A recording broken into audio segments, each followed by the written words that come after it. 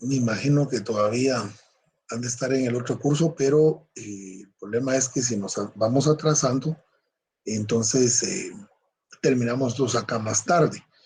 Eh, Voy a suplicar, por favor, a los compañeros que ya se encuentran dentro de la sala, el favor de siempre de encender sus cámaras unos 2 o 3 segundos para que podamos tomar la fotografía correspondiente y que se vean que son seres humanos y personas las que están detrás de sus cámaras, ¿verdad? Porque Contraloría sí lo ha establecido, ¿verdad?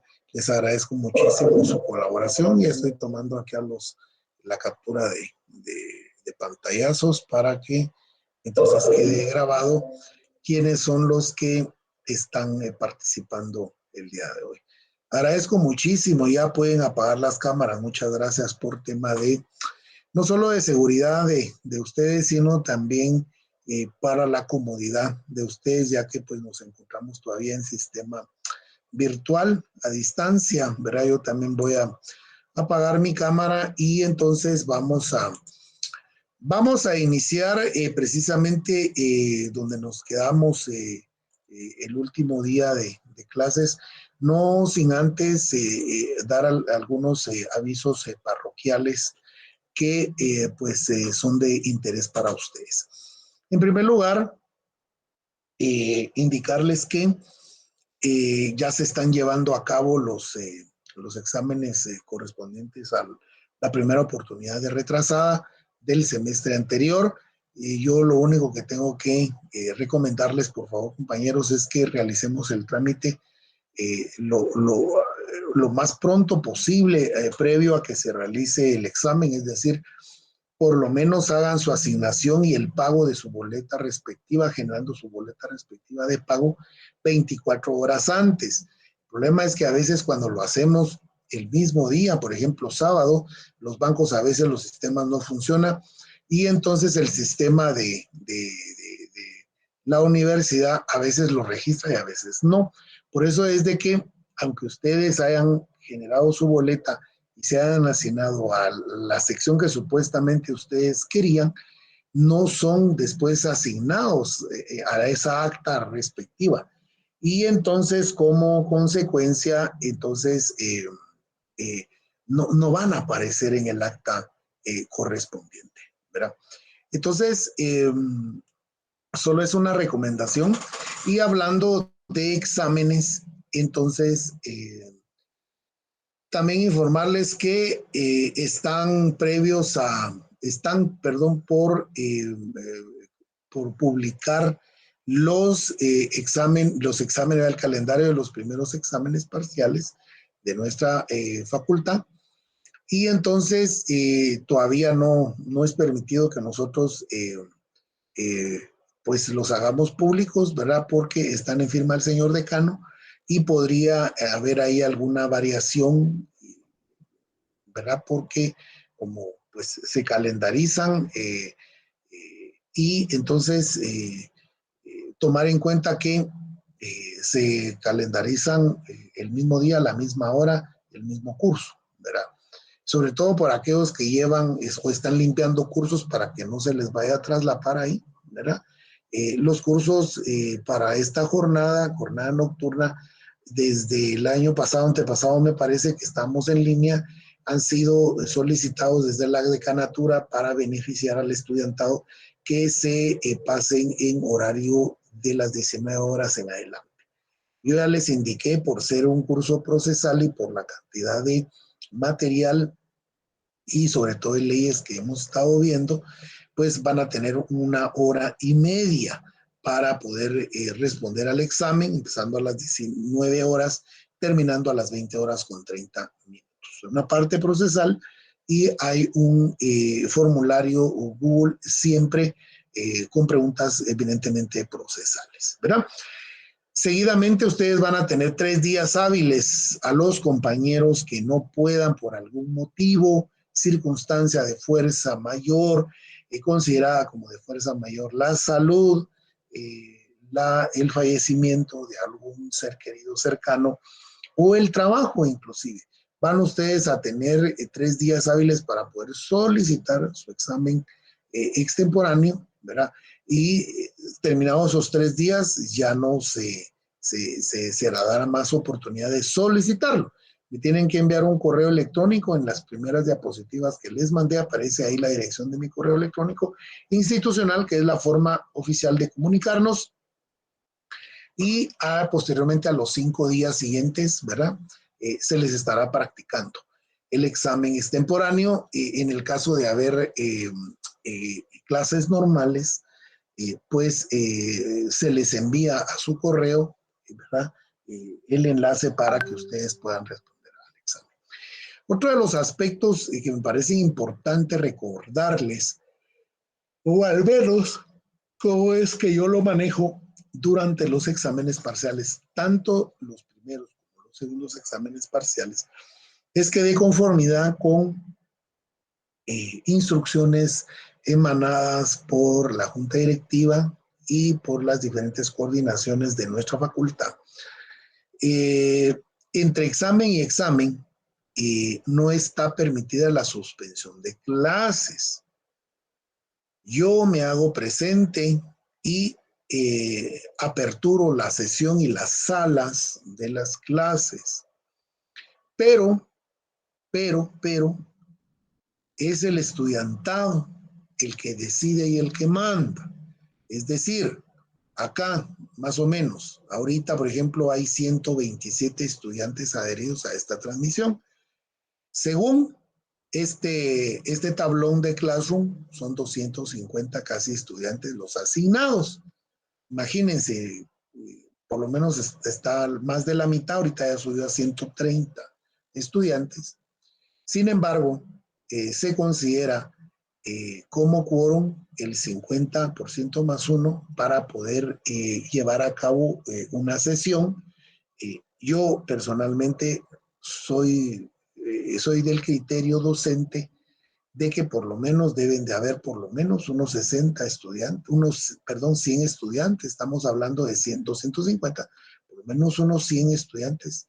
Ahorita estamos re bien, ya subiéramos a 137 estudiantes, pero si solo se adhieren 20, 25, no es posible impartir la clase. Estoy hablando durante la semana de exámenes.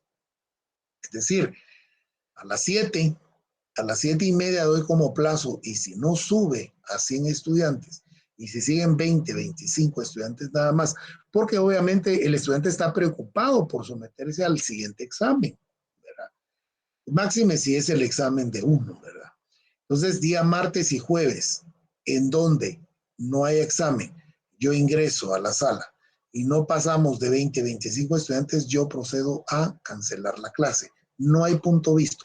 Simplemente dejo una razón, ¿verdad? En la clase, en el classroom, que por la incomparecencia de la mayoría de estudiantes es imposible brindar el curso. Es decir, son ustedes los que deciden, compañeros, ¿verdad? Yo voy a ingresar a la sala, voy a abrir la transmisión. Estamos aquí, para eso nos paga el pueblo de Guatemala con sus impuestos, pero si no hay suficientes estudiantes no se puede, y como les digo, no soy de los que punto visto, ¿verdad? Pero bueno, son las indicaciones y las recomendaciones que tengo que dar a la clase. Y nos quedamos, la última clase logramos ver la mayoría de documentos de apoyo didáctico, como era la resolución. Creo que todavía vimos la resolución administrativa, o nos faltó esa, compañeros, disculpen. Aló. Bueno, si no, ¿sí? Lo último que vimos fue el dictamen técnico. Bueno, muy bien, gracias. Entonces, vamos a ver de una vez la opinión Muchas gracias, Dayan, muy amable. Vamos a ver la opinión jurídica o el dictamen jurídico, y de último vamos a ver la resolución administrativa. Vean, acá en el 2019, este era el logo que utilizaba el gobierno de Jimmy Morales, el Ministerio de Agricultura, Ganadería y Alimentación, y es el Fondo Nacional para la Reactivación y Modernización de la Actividad Agropecuaria, FONAGRO. sea, se creó un fondo dentro del Ministerio de Educación del Ministerio de Agricultura, Ganadería y Alimentación para poder reactivar la modernización de la actividad agropecuaria. Esta opinión jurídica o dictamen jurídico fue elaborado el 31 de julio del año 2019. Es una opinión jurídica sobre las actividades del fideicomiso, ¿verdad? Todos sabemos que un fideicomiso, ¿verdad? Se constituye, ¿cómo se llama? Como una alternancia o como una, dijéramos, o es un contrato, ¿verdad? Por el cual una persona destina ciertos bienes a un fin determinado, encomendando la realización, entonces, de esa obligación. Y lo que sucede es que hay muchas instituciones del Estado, ¿verdad?, que crean entonces ese fideicomiso, ese contrato, ¿verdad? Existe el fideicomitente, ¿verdad?, que proporciona los recursos financieros y decide los fines. El fiduciario, quien administra los recursos, en este caso es un banco. Y el fideicomisario, que es el beneficiario, ¿verdad? Entonces, esto suele suceder mucho dentro de el espectro de la administración pública. Y entonces se creó dentro del Ministerio de Agricultura, Ganadería y Alimentación este fideicomiso. Es decir, este fideicomiso fue creado para beneficiar entonces a todas estas personas que se dedican a la ganadería y a la alimentación para poder reactivar. Ahora dice, ¿verdad? Dice, sobre las actividades del fideicomiso Fonagro, encuadran con los requisitos establecidos en el reglamento del manejo de subsidios y subvenciones contenido en el acuerdo gubernativo número 55 de 2016. Al respecto indicó lo siguiente. ¿Qué es lo que pasa? Que al crear este fideicomiso con fondos estatales del Ministerio de Agricultura, Ganadería y Alimentación y que son destinados a través de este acuerdo gubernativo que fue creado en el año 2016, que es un subsidio, es una subvención para las personas necesitadas, personas que han sido consideradas con necesidades, ¿verdad? Entonces, el Ministerio de la Contraloría determinó precisamente si este fideicomiso encuadraba precisamente dentro de este acuerdo gubernativo, ¿verdad? Entonces, el acuerdo gubernativo 55-2016 es un acuerdo gubernativo creado por el presidente de la República, precisamente para establecer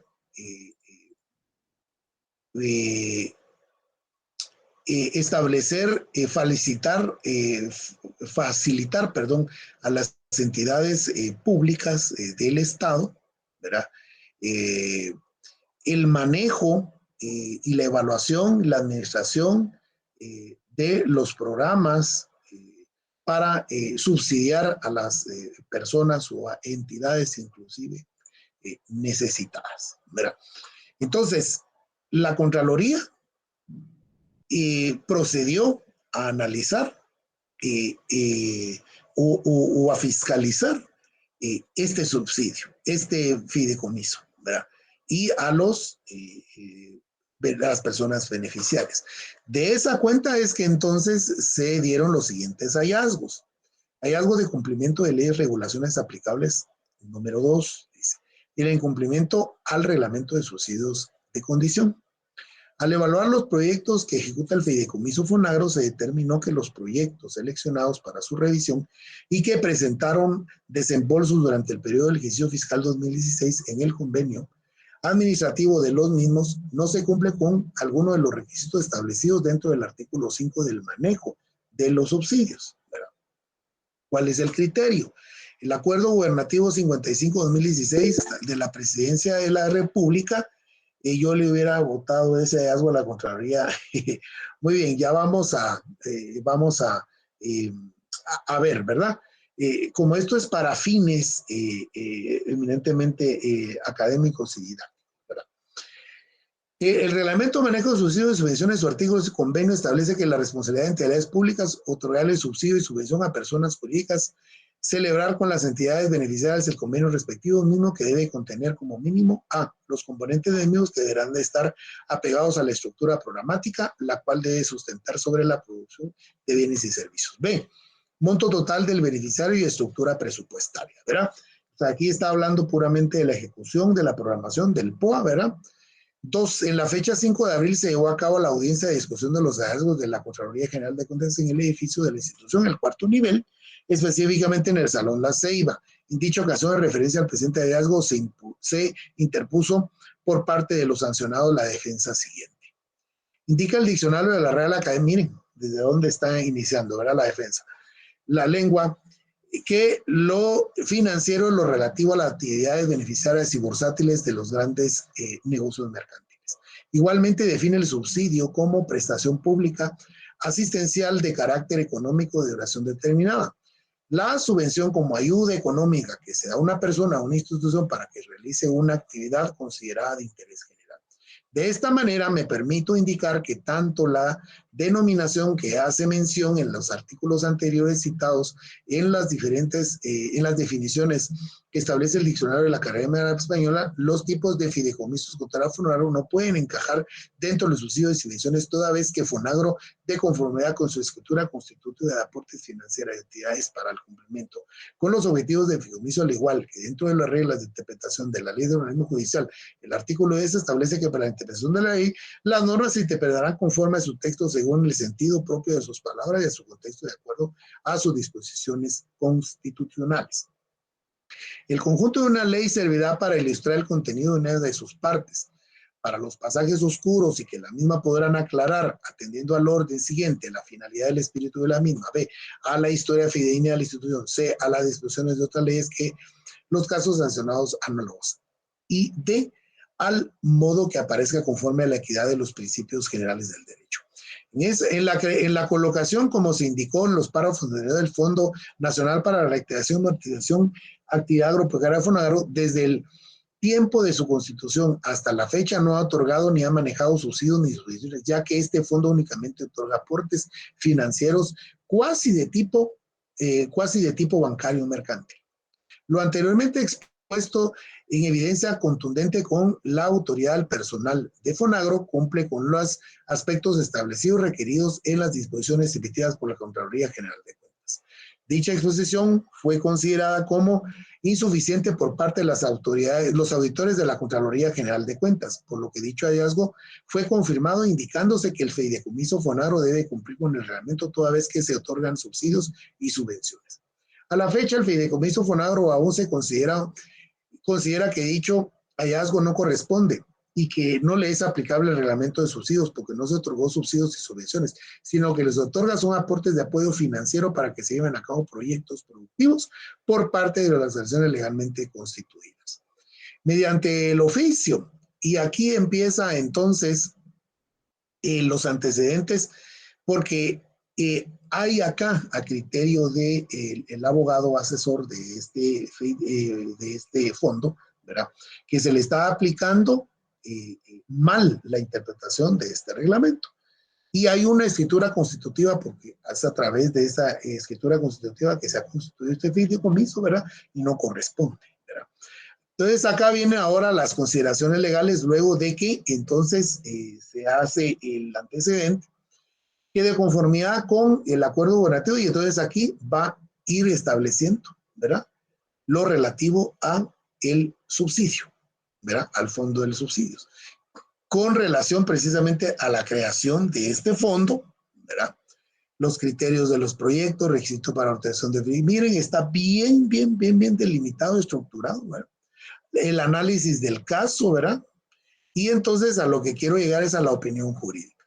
Por lo manifestado, dice, lo anteriormente manifestado, agrande un poquito la imagen. Esto ya fue compartido en el tablón, ¿verdad? De manera pues que ustedes ya lo tienen ahí para ¿cómo se llama? Para su mejor descargarlo, ¿verdad? Opinión jurídica. Por lo manifestado anteriormente, esta asesoría jurídica opina lo siguiente. 1. Que con la emisión de la presente opinión jurídica se cumple con lo indicado por la licenciada Ana Lucía Flores, directora del Fideicomiso del Ministerio de Finanzas Públicas, que apoyará al fideicomiso con la emisión de un dictamen en relación al hallazgo de la Contraloría General de Cuentas. Así como la instrucción del ingeniero Félix Giovanni Arroyo Escobar, gerente de Fonagro. 2. Que sin demeritar la función pública de atribuciones en el campo de la competencia de la Contraloría General de Cuentas por la exegesis o la interpretación por parte del auditor. Vean, es el problema y el inconveniente, colegas, y acá yo sí quiero ser un poco, pues, muy, digámoslo, pues en mi opinión como abogado, pues, ¿verdad? Pero los colegas profesionales, contadores públicos y autores se creen abogados, ¿verdad? Y entonces por eso es de que él hace esta, por eso me pareció muy importante, ¿verdad? Y les quiero contar que no sé si fue en ese año 2019-2020, pero tuve a uno, porque el abogado, quien elaboró, ya vamos a conocer de quién se trata, ¿verdad? Está muy bien elaborada la opinión jurídica, el dictamen jurídico, ¿verdad?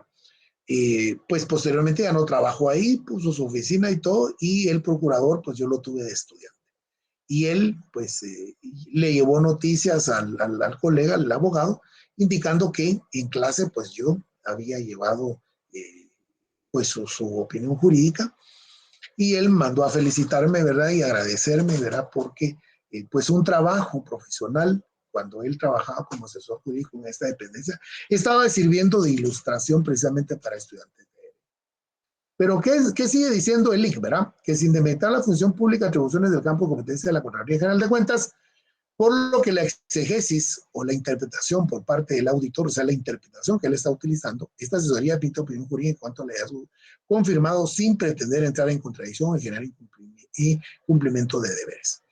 Esta asesoría jurídica es de la opinión de que el hallazgo confirmado de que el fideicomiso Fonagro debe aplicarse al reglamento de manejo de su vencido, contenido en el acuerdo normativo tal, no aplica hasta el mes de julio de 1900, ya que el fideicomiso Fonagro, de conformidad con su escritura, constituye su modificación respectiva.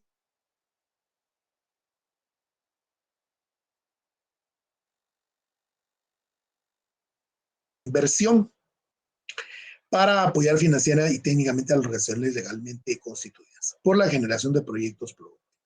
Igualmente se considera que no aplica el reglamento de subvenciones y subsidios porque el fideicomiso Fonagro, desde su creación en el año 1994, nunca ha otorgado subsidios y subvenciones, porque la característica de las dos mencionadas, constitutivas, constituciones jurídicas, es que son actividades de Estado, que tiene como función principal el estímulo para lograr una meta social, que en ambos casos se trata de ayudar de ayudas económicas, al contrario de lo que realiza Fonagro. En tanto, el fideicomiso Fonagro genera inversión por medio del financiamiento de proyectos productivos, que son actividades que generan excedentes económicos que permitan a beneficiar tener ingresos adicionales para obtener satisfactores, a fin de elevar su nivel y calidad de vida. Igualmente, que les permitan desarrollar sus capacidades productivas, principalmente relacionadas a las destrezas y habilidades que contemplan aspectos de capacitación, asistencia técnica y fortalecimiento institucional, seguridad alimentaria e investigación de acuerdo a los destinos del Fonagro. Son actividades para generar empleo e inversión, no para ayudar y estimular metas sociales. Lo anterior se puede comprobar con lo que el fideicomiso Fonagro tiene establecido dentro de su estructura constitutiva, específicamente en su cláusula cuarta: apoyar financiera y técnicamente a las organizaciones legalmente constituidas, destinar los recursos financieros del fideicomiso para el financiamiento de proyectos productivos. Séptima, promover asistencia crediticia para el financiamiento de proyectos productivos de carácter reembolsable que sean presentados por las organizaciones del sector agropecuario, forestal e hidrobiológico legalmente constituidas. B, apoyar financieramente a las organizaciones del sector, indicar al literal anterior. Que en tanto la presente opinión jurídica, la opinión técnica y el examen formado, el expediente, perdón, formado, cuenten con el visto bueno de la asesoría jurídica del Ministerio de Ganadería y Alimentación, ¿verdad? Pero acá es específicamente al asesor jurídico, al licenciado José Luis Ortega González, de la asesoría jurídica del el Ministerio de Agricultura, Ganadería y Alimentación. Y pues entonces los recuadros aquí respectivos precisamente de las inversiones realizadas en ese fondo, ¿verdad? Sin embargo, sí me llama muy bien, me ha llamado la atención la opinión y el aporte de nuestro compañero René Alfredo Morales Estrada. Si está acá en clase, pues tal vez pudiera compartir con nosotros. Licenciado, muy buenas tardes. Buenas tardes, adelante, René. Muchas gracias, Lick, por la oportunidad. Mire, pues, excelente el trabajo del abogado, como usted bien dice, y por su autoría o asesoría suya, ¿no? Pero como yo bien le puse, yo le hubiera votado ese hallazgo a la Contraloría del Chilazo, le puse. Mire, pues, la primera es, si nosotros nos vamos a donde dice, vámonos hasta el inicio, licenciado, si usted fuese tan amable, le voy a explicar, o le voy a tratar de interpretar lo que dice en la condición, dice, al evaluar los proyectos que ejecuta el fideicomiso, dice, permítame, se determinó que los proyectos, sí, no se cumple con algunos de los requisitos establecidos dentro del artículo 5 del reglamento de manejo de subsidios y subsidios. En primer lugar, yo le hubiese votado ese hallazgo a la Contraloría por la sencilla razón de que antes de todo ese análisis que hizo la opinión jurídica, perdón, la opinión del Departamento Jurídico, porque la Contraloría General no especificó exactamente cuáles fueron esos requisitos establecidos. Segundo, se lo votaría por la sencilla razón de que el auditor no tiene la capacidad jurídica como para estar interpretando todas esas situaciones. En todo caso, ellos hubiesen puesto de que derivado de la opinión jurídica de la Contraloría General de Cuentas estableció tal y tal cosa. Entonces, ahí hay dos falencias básicas y bien puntuales con los cuales al Chilazo se le pudo haber votado eso. Por supuesto que yo estoy viendo que dice ahí se confirmó, pero ese no es problema porque si hubieran ido a la apertura de prueba y en ese momento no solamente explica antepone la opinión jurídica, sino que esas dos situaciones que yo le explico, porque el auditor no es abogado como para poder interpretar eso, ¿verdad, Lick? Solamente, Lick, gracias. Muchas gracias, estimado René. Me imagino que usted es contador público y auditor también. Así es, licenciado. Y que trabaja en la Contraloría, me imagino también. Trabajé, licenciado. Muy bien, muchas gracias. Pues vean, qué interesante. Agradezco muchísimo la intervención del licenciado René Alfredo, porque pues tenemos la voz de la experiencia, ¿verdad? Es otro punto de vista de cómo él hubiera atacado, ¿verdad? Los hallazgos que le determinaron a este fondo, ¿verdad? Desde su expectativa y desde su experiencia como contador público y auditor. El licenciado, por supuesto, el colega va, abogado, José Luis Ortega González, pues él lo hizo desde la óptica y desde que al final pues está también bien, ¿verdad? No sabemos ya más, como esto es un cuento a ustedes, en qué terminó, ¿verdad? Como él dice bien, el licenciado René Alfredo, compañero nuestro acá, entonces después se va al procedimiento de apertura de prueba, ¿verdad? Esto es muy importante también, porque pues acá lo que pretende este documento o esta opinión jurídica o dictamen técnico jurídico es ilustrarle a ustedes cómo y de qué manera estructuró acá el colega y el abogado para defender a su institución, que es el Ministerio de Agricultura, Ganadería y Alimentación. Yo agradezco muchísimo la intervención del licenciado René Alfredo porque nos ha venido a confirmar precisamente y la forma en que él pues lo hubiera establecido. Fíjense que Es curioso, pero Licenciado, disculpe. sí, sí, adelante. Perdón que le interrumpan, solamente para finalizar mi intervención. ¿Sabe qué es lo que pasa? Que la mayoría de Sí, auditores, uno le presenta la evacuación de la audiencia y ellos se limitan simplemente a no ver porque se encaprichan o no quieren leerlo, ¿verdad? Entonces, ellos ya no toman en cuenta muchas veces lo que se explica y pasa en el, ¿qué le en la, dijera yo? la- Un 80% de las auditorías que ellas realizan. es Pero correcto. por eso está la apertura de prueba en donde ustedes, perdón, donde todos nosotros podemos ir a exponer nuestro caso, ¿verdad? Y si en caso ahí no, porque hay una dirección específica para revisar la apertura de prueba, ¿verdad? Solamente, Eh, licenciado. Y Excelente, muchas muchas. gracias por darme la intervención. Gracias, Lick. No, no, Te no, no. agradezco mucho. Usted por aportarnos a la clase. Vean, compañeros, miren, es que ¿qué es lo que va a pasar? ¿Qué es lo que va a pasar? Y sí, esto es parte de la clase, Fernando, David Ojolón. Esto es parte de la clase. ¿Por qué razón? Porque cuando ustedes sean profesionales y sean abogados asesores de las dependencias, a ustedes les va a tocar que defender a su institución.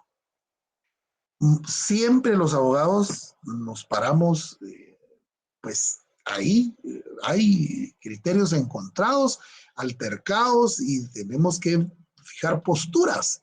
Bien lo dice el licenciado René Alfredo, que los auditores no son abogados.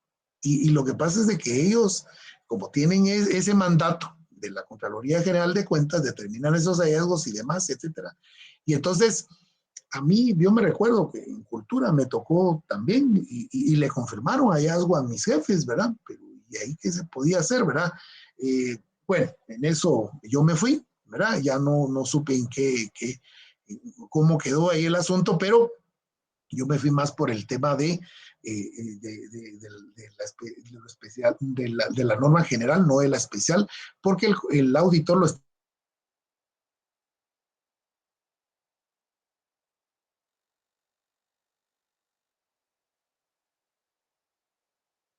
menos el decreto que aprobaba el presupuesto, ¿verdad? Pero suele pasar, suele suceder, ¿verdad? Y entonces ahí es donde esto básicamente, ¿verdad? Me parece muy importante el tema porque tiene que ver con la Contraloría General de Cuentas. Muy bien, muchas gracias. Ahora pasaríamos a la resolución administrativa como parte esto no se va a preguntar en el examen, tampoco les voy a pedir yo que hagan ustedes una resolución, un dictamen o demás, pero sí se les puede preguntar las partes que contiene, que conlleva, ¿no? Ahora, ¿qué es lo que pasa acá con la resolución? La resolución es esta, pero se está dando a conocer a través de este oficio que dice Ministerio de Educación 25 de noviembre del 2013. Oficio DIGEX, número tal. La DIGEX, dependiendo de la estructura del Ministerio de Educación, la Dirección General de Educación Extra Escolar, ¿verdad? O extracurricular, también como podría llamársele, pues emitió este oficio socializando la resolución ministerial. Señores directores departamentales de educación, su despacho. Estimados directores departamentales de educación, reciban un atento saludo de la Dirección General de Educación Extraescolar del Ministerio de Educación. Por este medio se les traslada la resolución número 1678, de fecha 18 de noviembre del 2013, del despacho superior que contiene el procedimiento de autorización a los estudiantes que no desarrollaron las subáreas de tecnología de la información y de la comunicación TIC. Que hay todo acá un asunto porque ahora resulta que es comunicación TIC y ¿cómo se llama? La tecnología son TAC, ¿verdad? Pero bueno, así lo ha ido determinando ya actualizarlo por parte del Ministerio de Educación. Y entonces acá lo que se pretendía en este momento del tiempo y el espacio era que los estudiantes que no habían recibido podían irse a una academia, por ejemplo, de computación, y que esa academia les certificara a ellos aprobar esta área o subárea del currículo que estaban llevando. Y que esto es como cuando existían las famosas academias de mecanografía, ¿verdad? Que habían por todos lados, porque entonces los colegios o los institutos no tenían ni las máquinas ni el profesor. Entonces había que ir a una academia comercial particular autorizada por el Ministerio de Educación a sacar el curso de mecanografía. Uno estudiaba todo el año y se graduaba como mecanógrafo, hasta había acto de graduación y toda la cosa. Me recuerdo yo que yo saqué ese curso estando yo en primero básico, ¿verdad? Y entonces ese certificado que me daban ahí de haber sacado, y entonces le llamaban, bueno, usted va a sacar, dice, son pocas, sí, por supuesto, ¿verdad? ¿Usted va a sacar solo la básica o quiere la comercial? Eso de la básica era que solo para ganar el curso, el pensum de estudios del ciclo básico, y la comercial era para ser uno un mecanógrafo comercial, le llamaban, ¿verdad? Entonces había que estudiar otro año para sacar lo comercial, ¿verdad?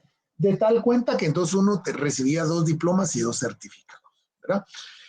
Pero esto era para llenar el vacío ese de las famosas TIC. Ahora entremos a ver qué dice la resolución. Es la número 1678 emitido en ese año, ¿verdad? En el 2013, ¿verdad? Y entonces dice Ministerio de Educación, Guatemala, 18 de noviembre del 2013. Se tiene a la vista para resolver la solicitud planteada por la Dirección Departamental de Educación respecto a estudiantes pendientes de desarrollar la subárea de Tecnología, Información y Comunicación TIC en el ciclo de educación básica del nivel de educación media, y considerando que de conformidad con la literal, y aquí ya viene lo que es el principio de juridicidad, todo lo que para el efecto establece, acá en este caso va a ser la ley del organismo ejecutivo, ¿verdad? Considerando, dice, que los niños y jóvenes pueden edilgarse responsabilidades propias del sistema educativo, tales como insuficiencia de personal docente graduado con la especialidad, fin de especialidad, instalada, referida a las instalaciones de equipos, trámites administrativos y otros, que por lo que es propicio facilitar las alternativas para que el estudiante desarrolle las áreas de tecnología de la información y comunicación. Porque lo que pasa es de que o no había en las escuelas, o en los institutos, o en los colegios, ni profesor de tecnología, ni computadoras, ni nada. Entonces, el estudiante podía irse, ¿verdad?, a estas academias para poder sacar los cursos. Y entonces, considerando que para que el artículo 18 del Acuerdo Ministerial 170, y aquí habla otra vez del principio de juridicidad. Por tanto, en base a lo que lo considerado para el efecto establece el artículo 198 de la Constitución, empezar por la norma general, la Carta Magna, el 27 del Decreto 114 y 97 del Congreso de la República, la Ley del Ejecutivo 10 y 11 y la Ley de Educación Nacional, ¿verdad? Resuelve, acá es resuelve, no es acuerda, sino resuelve porque es una resolución. 1. Como caso no previsto y excepcional, se autoriza a los estudiantes que desarrollaron las subáreas de tecnología de la información y la comunicación TIC. Entonces, por eso me estaban informando que la comunicación es las TIC y ahora la tecnología es un TAC, ¿va? Para que completen sus expedientes de estudios y que desarrollen en una academia o centro de aprendizaje de tecnología de la información y comunicación debidamente autorizado por el Ministerio de Educación, desarrollando las competencias que establece el currículo nacional base y cumpliendo con los periodos de la clase estipulados. 2. El director departamental de educación aceptará la certificación de aprobación emitido por el efecto, agregándolo a los cuadros correspondientes de cada estudiante. 3. Las direcciones departamentales de educación velarán para que los referidos estudiantes sean inscritos al próximo ciclo escolar, sin menoscabo de agregar posteriormente a su expediente los certificados anteriormente relacionados. Notifíquese. La firma de la ministra de Educación, que en ese entonces era la licenciada Claudia, ¿verdad?, Cintia Carolina del Águila Mendizábal, Olga Evelyn Amado Jacobo de Segura, viceministra técnica de Educación, Cusberto Nicolás Leiva Álvarez, era el ministro bilingüe, y Eliseo Sig Pankok, que era el viceministro, administrativo, ¿verdad? Entonces, como ven ustedes ahí, esta es una forma de resolución administrativa que está regulando un asunto específico a nivel nacional para los estudiantes. Y así podemos encontrar diferentes resoluciones de otro tipo, de otra clase, ¿verdad? Pero a mí pues me pareció interesante ya que estábamos viendo todo con relativo al Ministerio de Educación, a excepción de la opinión técnica que era el Ministerio de Agricultura, pues me ha parecido muy interesante traerle a ustedes a colación todo este material. ¿Alguna pregunta o intervención con relación a la resolución antes de pasar a lo que siguiente punto de la clase, compañeros? Bueno, como decimos en pedagogía, o todo está bien claro, bien entendido, o no entendieron nada, ¿verdad? También es valedero, ¿verdad? Y entonces dejamos de todo claro. Muy bien, muchas gracias. Y entonces vamos a entrar a lo que yo les envié hoy por la tardecita, ¿verdad? Con relación a precisamente las presentaciones, ¿verdad? Que tienen que ver ya con estos recursos que vimos. Estamos terminando lo que es la primera unidad. Ahora nos correspondería entrar a lo que es la segunda unidad del programa de curso, ¿verdad? Ahorita lo estoy descargando y entonces, solo si me dan ustedes un momentito, pero fíjense que esta mi computadora como se actualiza y cuando le salen las actualizaciones se pone muy lenta. Y el día de hoy, sin más que avisar, aparece ahí la cubetilla de la actualización, entonces se vuelve lentísima, ¿verdad? Entonces van a disculpar ustedes este inconveniente con relación a la tecnología, ¿verdad? Hablando de las TIC, ¿verdad? Pero imagínense, ¿verdad? Entonces no me quiere abrir el archivo ingrato, ¿verdad? Permítanme ustedes que proceda a abrirlo para entonces poder proyectarles ahorita.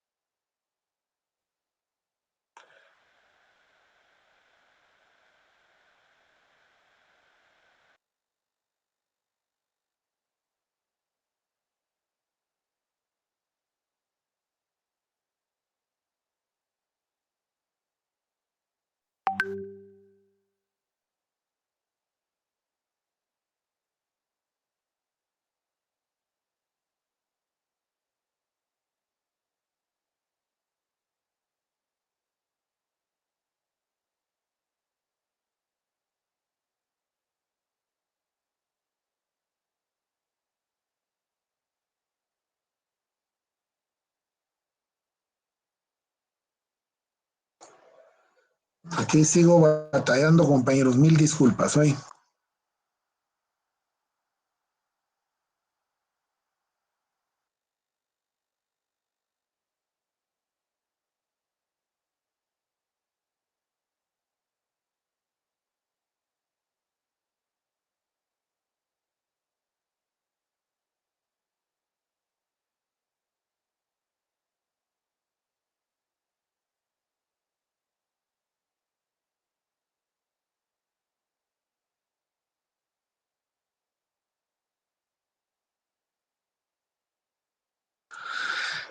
Esto es traición de la tecnología, compañeros. Disculpen.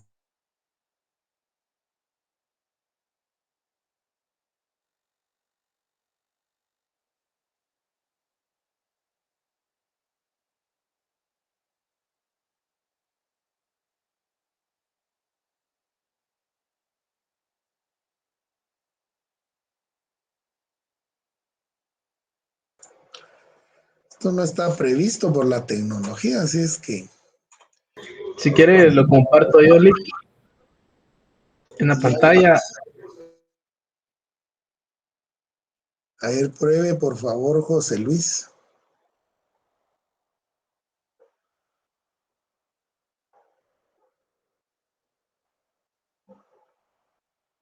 Buenas noches, licenciado, mucho gusto. Yo se lo estoy proyectando, solo usted me dice cuándo, para dónde se lo paso.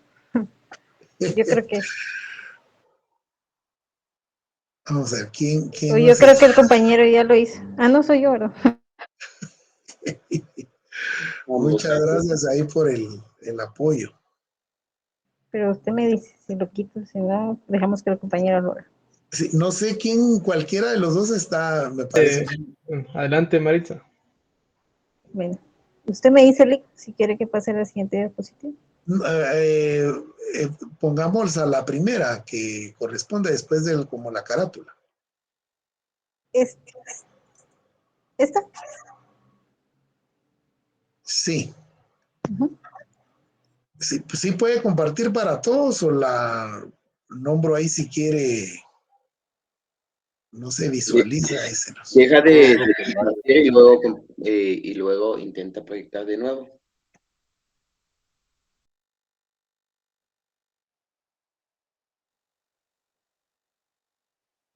Maritza, usted ya estaba visualizando ahí, ya puede compartir, dele. Ahí está. Ahí está. Pasemos a la siguiente, disculpe. Ahí está. Bueno, según nuestro programa, muchas gracias Maritza, le agradezco bastante. Según nuestro programa, los medios de impugnación, la evolución y las características de los elementos y las clases y las denominaciones. Según el licenciado Hugo Calderón, nuestro profesor de la facultad, ¿verdad? Ha establecido que son recursos o medios de impugnación contra las resoluciones de actos de la administración pública, puesto de que son los medios de impugnación o recursos que se van a plantear ante los órganos administrativos y los mismos órganos de la administración pública. Estos a su vez revisan su propia actuación y resuelven los mismos. Es decir, podemos denominarle recursos o medios, pero la cosa es que vamos a impugnar nosotros mismos. Por eso es que también ha sido denominado dentro de la doctrina del derecho procesal administrativo como el control directo, porque nosotros somos los que ejercemos ese control en contra de las resoluciones precisamente que no son desfavorables y que a nuestro criterio, ¿verdad? Pónganle, por ejemplo, en la resolución que veíamos anteriormente. Si un estudiante en el 2013 o en el 2014 presentó su certificado de la academia en computación, qué sé yo, Totito, ¿verdad? Y entonces en el establecimiento educativo no le aceptaron esa, ¿cómo se llama? Ese certificado para poder promocionarlo al grado inmediato superior, entonces se puede acudir ante la supervisión educativa. Pero viene la supervisión educativa y entonces va a convalidar y va a, digamos, a respaldar la decisión del centro educativo. Entonces lo va a hacer a través de una resolución. Esa resolución nosotros ya la podemos nosotros atacar a través de una impugnación. Y de conformidad con la ley, pues entonces va a tener que ser un recurso de revocatoria, por ejemplo, porque tiene superior jerárquico, ¿verdad? Eso es un ejemplo, ¿verdad? Denominado también control directo, puesto que son los propios administrados los que plantean las impugnaciones o recursos. Otro nombre doctrinario también es la de reconsideración o revisión jerárquica. Cuando es una reconsideración es porque fue emitido por la autoridad superior y entonces le estamos solicitando a esa autoridad superior que reconsidere su decisión. O si es revisión jerárquica porque va a tener superior jerárquico, entonces lo planteamos ante quien emitió la resolución, pero la va a elevar seguidamente a ese superior jerárquico. La siguiente, por favor, Maritza, muchas gracias. Nuestro profesor mexicano Gavino Fraga, que ya les he indicado yo a ustedes que cuando ustedes tengan la oportunidad de viajar a México. Solo aquí en Tapachula ya hay ¿cómo se llama? Una delegación o digamos, sucursal, ¿verdad? De la librería o de la editorial Purrúa. Ahí se venden todas estas obras y la editorial Purrúa, por alguna razón, emite y edita mucho libro de derecho. Y uno de ellos es el profesor Gavino Frada, pues hay que comprar esas obras, ¿no? El recurso, dice, administrativo constituye un medio legal de que dispone el particular, afectado en sus derechos e intereses por un acto administrativo determinado, para obtener en los términos legales de las autoridades administrativas una revisión del propio acto, a fin de que dicha autoridad lo revoque, lo anule o lo reforme, o en caso de encontrar comprobada la ilegalidad o la inoportunidad del mismo. Como vemos, ya es un poquito más amplia, bastante técnica para mi punto de vista. ¿Cuáles van a ser las características de estas impugnaciones o estos recursos? Según nuestro profesor Agustín Gordillo de allá de Sudamérica, Argentina. La autoridad que los decide, el funcionario público, la autoridad nominadora, la autoridad u órgano colegiado, dependiendo ante que el órgano o autoridad que se presente. Por eso es importante conocer la estructura de un ministerio de Estado o de una entidad descentralizada, desconcentrada o de una autoridad autónoma. Hay que conocer la estructura organizacional, ver quién es el órgano superior. Si es un ministerio de Estado, va a ser el ministro. Es conocido como la autoridad nominadora, ¿verdad?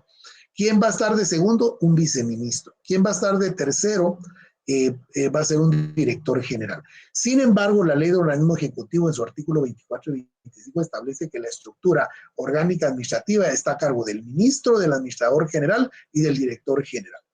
¿Por qué? Porque los viceministros actúan por delegación del ministro.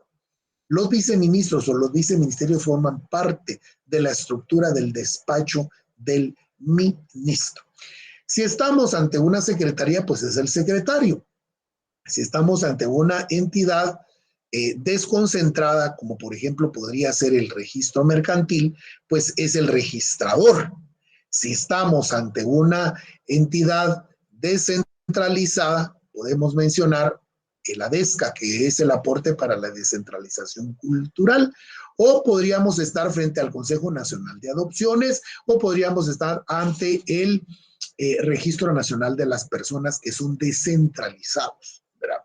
Ya conocemos nosotros y sabemos y lo pasamos viendo en del curso de Derecho Administrativo 1 y Administrativo 2, lo que son las formas o los sistemas de la administración pública y cómo se manifiestan para prestar los servicios públicos. Por eso es importante conocerlo. Y de último tendríamos lo que es entonces la autonomía.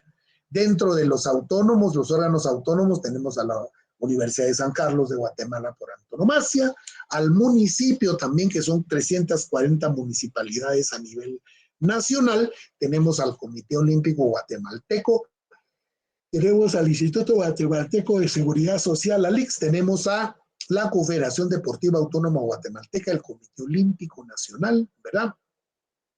Y también tenemos a la Escuela Nacional de Agricultura y otras que se creen o que las cree el Congreso de la República con tal característica. También la Junta Monetaria, que es autónomo, ¿verdad?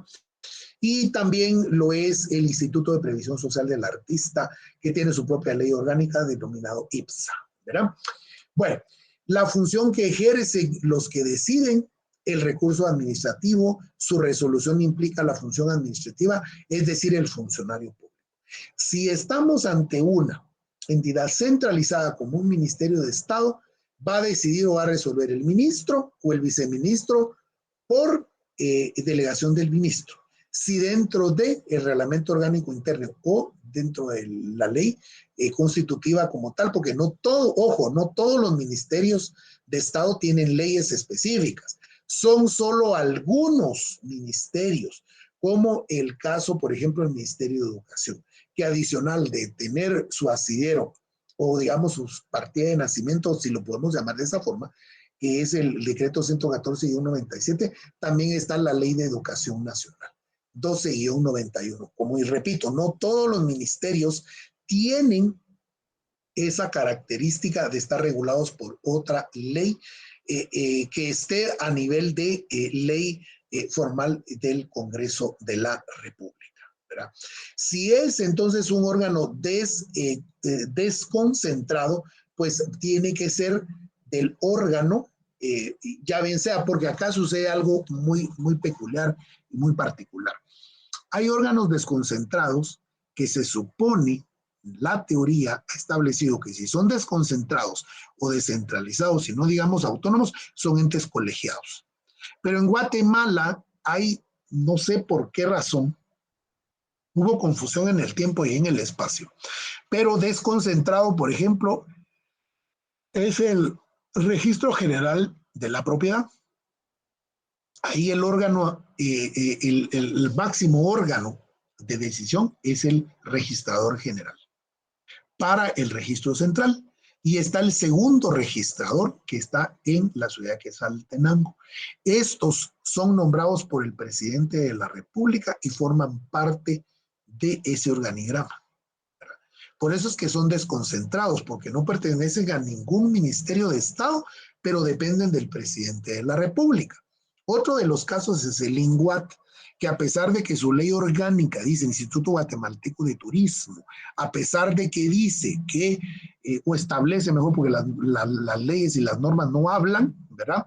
Establecen o regulan que es un órgano descentralizado, está formado por un órgano unipersonal de decisión, que es el director de INGUAT, que también es nombrado por el presidente de la República. No forma parte de la estructura organizacional del organismo ejecutivo, pero depende de la presidencia de la República. O sea, es Estado. También podríamos mencionar en este caso de los que estamos hablando, también de estos órganos unipersonales, podríamos también nosotros mencionar, vean cómo es curioso, la SAT, la Superintendencia de Administración Tributaria, que a pesar de que dice que es un órgano técnico autónomo, pero es descentralizado y fue modificado durante el gobierno, la última modificación durante el gobierno de Otto Pérez Molina, y se redujo el directorio, porque ahí lo que hay es un directorio, así le llaman a el órgano colegiado.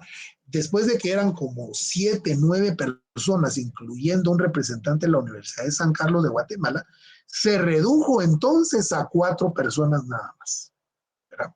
Dentro de ellos está el ministro de Finanzas, que casi que es el que decide y el que comanda. O sea, no les gustó, ¿verdad? Que intervinieran muchas personas, como sí lo está en el Instituto Guatemalteco de Seguridad Social, pero ahí sí es autónomo. Y luego caemos a la descentralización, que son los que yo ya les comenté, como por ejemplo el Registro Nacional de las Personas, que es un directorio, el Consejo Nacional de Adopciones, también que es un consejo, ¿verdad?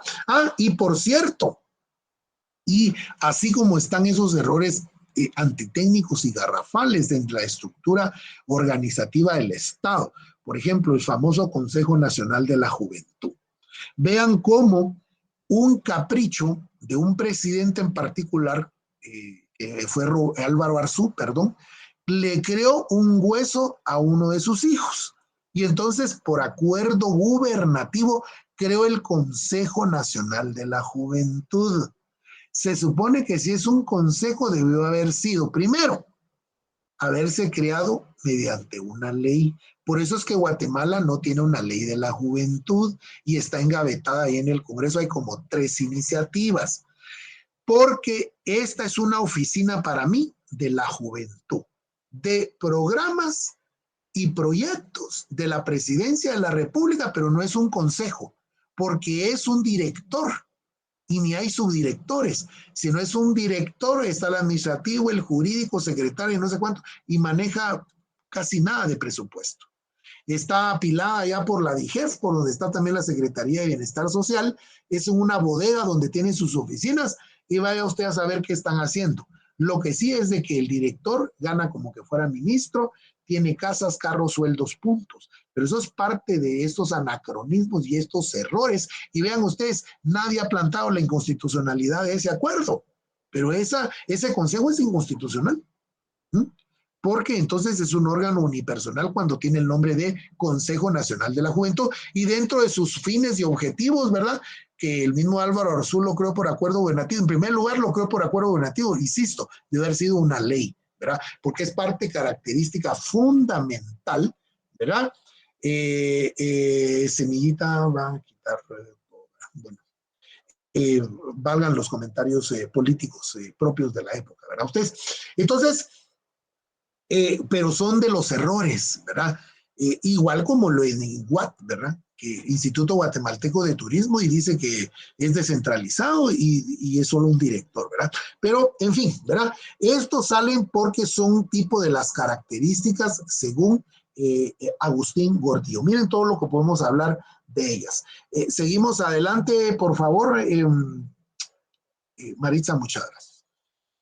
El carácter en que actúa y quien decide es el funcionario público, parte de la administración pública y del ordenamiento jerárquico del mismo, ya sea centralizado, desconcentrado, descentralizado y autónomo, que a su vez es parte del procedimiento administrativo que resolvió y actúa en la controversia. Es decir, si va a ser una autoridad centralizada, es un acuerdo ministerial, si es un ministerio de Estado o si es una secretaría general. Si va a ser desconcentrado, pues también va a ser una resolución de ese órgano unipersonal del registrador general, ¿verdad? Pero que sean decisiones puramente administrativas, no procesales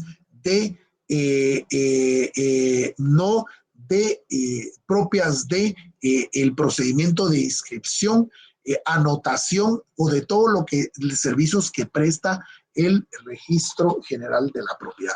O si es en el registro mercantil propiamente, también que sean actuaciones puramente administrativas, ¿verdad? Y no sean también concernientes a el giro de cuenta normal y corriente porque existen sus procedimientos, ¿verdad? Y si son descentralizados, pues son las resoluciones o acuerdos de junta directiva o de consejo, y no digamos si es el Consejo Superior Universitario o si es una junta directiva o un consejo directivo de una escuela no facultativa o de un consejo de un centro regional universitario, ¿verdad? Vamos a ver, resolver. 4. Extensión del control ejercido. El control que se ejerce en la impugnación a través del recurso es la legitimidad, que considera objetivamente la vigencia, la legalidad de las normas observadas, incluso cuando no afecta los derechos del individuo o esto no los ha reclamado, o es también denominado el control de oportunidad. Pero esto de la legitimidad es muy importante porque para empezar debe de tener eso el funcionario o debe haber nombramiento cierto, estar en el ejercicio de la función y como consecuencia entonces pues se va a atacar esa decisión de esa autoridad legitimada quien resolvió y decidió sobre lo que nosotros estamos solicitando. 5. Derechos protegidos. Derechos subjetivos como intereses legítimos e incluso intereses simples. Es decir, que el particular de conformidad con la legalidad reclamada de un derecho y por ende el administrador está en la obligación de otorgar a través de una resolución. En base a ese principio de derecho de petición, ¿verdad? Y que nosotros estamos en la razón y que el derecho nos asiste para nosotros solicitar precisamente esa resolución o ese servicio público. Sin embargo, pues nos ha sido negado y debe ese derecho pues estar protegido por la ley, ¿verdad? Por eso leíamos nosotros considerando tal cosa, considerando, por tanto, en el ejercicio de las funciones que lo otorga la... Porque entonces, cuando se agotó este control directo, que es un recurso, ahorita estamos entrando a lo sustantivo, a lo teórico, digamos, lo que establecen. Por eso estamos viendo a estos autores. ¿Qué opinan ellos en la teoría? ¿Qué es el recurso o las impugnaciones meramente administrativas. Pero cuando se agotó eso, entonces nosotros vamos a llevar al funcionario ante los tribunales. ¿Qué tribunales? Contencioso administrativo. Porque entonces esos jueces especializados en la materia van a examinar el fondo del asunto y si los funcionarios o empleados públicos resolvieron conforme a derecho. Seguimos, por favor, Maritza, muy amable. Facultades procedimentales del órgano decidiente. El administrador tiene facultades para actuar de oficio, impulsar el procedimiento, instruir la prueba y prevalece el principio de la verdad material. Es decir, en casos en que sean variada la evidencia o pruebas, el funcionario está en la obligación por todos los medios para establecer la verdad de los hechos, actos o circunstancias que se le ofrecen. O como dijera el licenciado Jorge Mario Castillo, la justicia administrativa, ¿verdad? Y sobre todo, que el funcionario que resolvió y decidió haya estado investido de esa atribución, de esa facultad conforme a la ley para poder decidir, ¿verdad? Vimos ahí las resoluciones de la ministra que le refrendaron su firma los viceministros, ¿verdad? Entonces, ahí está la legitimidad y estaban las facultades de las cuales ellos, por supuesto, estaban o estaban en el ejercicio de esa facultad para poder entonces decidir sobre el particular. Otra característica, la número 7, va a ser la naturaleza del acto quien decide el recurso. La naturaleza jurídica del recurso administrativo o a impugnación administrativa es un acto administrativo. Nosotros lo que vamos a entonces a impugnar o vamos a reclamar y vamos a controlar directamente es precisamente ese acto administrativo, ¿verdad? Es el acto administrativo. Contrario a la del proceso judicial, que será una sentencia. No confundir esto, por favor. En derecho procesal administrativo, en recursos o impugnaciones a las resoluciones administrativas, será el acto administrativo el que nosotros vamos a impugnar. 8. La estabilidad de la decisión. La administración solo está parcialmente limitada y puede, en cierta hipótesis, modificar su acto. Es decir, muy difícilmente revoca el acto porque estarían aceptando la culpa o el error. Por esa razón es de que la mayoría de recursos o impugnaciones, ya sea revocatoria o reposición, son declarados sin lugar. Y por eso los tribunales de lo contencioso administrativo están, pues, al igual que todo el sistema de justicia, abarrotados de trabajo. Porque esta estabilidad de la decisión, ningún funcionario público, imagínense, un director o un viceministro puesto por el ministro actual de cualquier cartera, si fue puesto por él, no va a estarle, digámoslo, como enmendándole la plana. Eso sería lo ideal para la justicia administrativa. Pero él estaría ahí reconociendo que al que nombró y se está equivocando y está resolviendo contrario a derecho, pues él lo nombró. Máxime si es él el que está firmando la resolución, el ministro, ¿verdad? Entonces, al hablar de la estabilidad de la decisión, es precisamente a que muchas veces y casi siempre van a ser declarados sin lugar estos recursos. Seguimos, por favor. 9, como son varias características, ¿verdad? La que nuestro profesor Gordillo nos ha pues traído a la clase. 9, la recurribilidad de la decisión. Es decir, la decisión del recurso administrativo que, como dijimos, constituye un acto administrativo. Es a su vez impugnable por nuevos recursos administrativos y acciones jurisdiccionales de la decisión. O sea, hay recurribilidad, yo puedo recurrir, ¿verdad? Si es revocatoria, me voy al superior jerárquico. Si el superior jerárquico determinó que el inferior sí resolvió conforme a derecho, entonces yo me voy a los tribunales de justicia, ¿verdad? ¿Y qué voy a impugnar? La decisión del superior jerárquico. O sea, voy a recurrir más allá arriba, ¿verdad? Número 10, unidad de acción, pluralidad de los recursos. En el procedimiento administrativo siempre se ha permitido la defensa tanto del derecho subjetivo como el de interés legítimo. Pero en cambio se ha pecado por un exceso de los medios de impugnación o de defensa disponibles para los particulares. O sea, la justicia es muy retardada y el derecho de petición volviéndose engorroso y tortuoso. La justicia pronta y cumplida.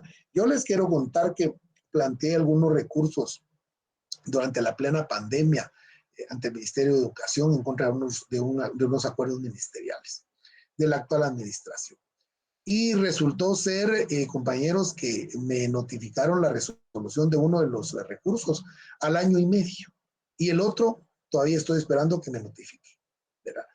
O sea, es decir, al final, lidiar con la administración pública, aún así sean de recursos o impugnaciones, es cosa seria, ¿verdad? Porque la pandemia vino a afectar mucho la operatividad del sistema de la administración pública, el cual pues no estaba preparado, ¿verdad? Si el sistema de justicia se vino a retardar, no digamos la administración pública. La honorosidad y gratuidad. Tanto el expediente administrativo como el recurso administrativo es gratuito. Está exento del pago de impuestos, toda vez sea planteado por la persona individual afectada. Ahora bien, si se auxilia con los servicios profesionales del abogado, sí, y en virtud de tener y que ir consignada la dirección de prorrogación en el apartado inicial del escrito inicial, así va al final de la firma del sello y un timefroense de un quetzal por cada hoja en donde nosotros estemos actuando en representación de algo, y eso lo establece la ley del timbre y papel especial para protocolos. Dice Jocelyn Orozco, siento que son excusas, pero lo que bien podría darse seguimiento, ¿verdad? Muy bien, 12, y de último, la intervención profesional requerida. Esta es última de las características no menos importantes, se da en virtud de que el abogado es un letrado. El profesional sabrá expresar en forma clara, precisa y sobre todo técnica, jurídica, haciendo coincidir la juridicidad o la legalidad inobservada, por lo que es necesaria la intervención profesional de un abogado ya para este tipo de recursos. Recordémonos que para eso es que nosotros estamos estudiando, para eso es que nosotros estamos conociendo ahora cómo es que se actúa dentro de las fases del procedimiento. Compañeros, nos vamos a quedar ahí el día de hoy. Por favor, gracias, compañera Maritza, por estarnos auxiliando. Y entonces nos vamos a quedar en estas características y vamos a continuar con esta el siguiente día de clases. Logramos avanzar bastante, creo yo. Son las 20 horas ya con 14 minutos casi. Yo agradezco muchísimo entonces ahí el apoyo y el auxilio. Me disculpo por este problema técnico que tuve con mi computadora, ¿verdad? Como les digo yo, la actualización, y entonces se paraliza todo esto, ¿verdad? Les agradezco muchísimo entonces su presencia, su asistencia, y nos vemos el día jueves. Pasen ustedes feliz noche, buen provecho, bendiciones, y que sigan teniendo una excelente semana laboral y académica. Nos vemos entonces el día jueves.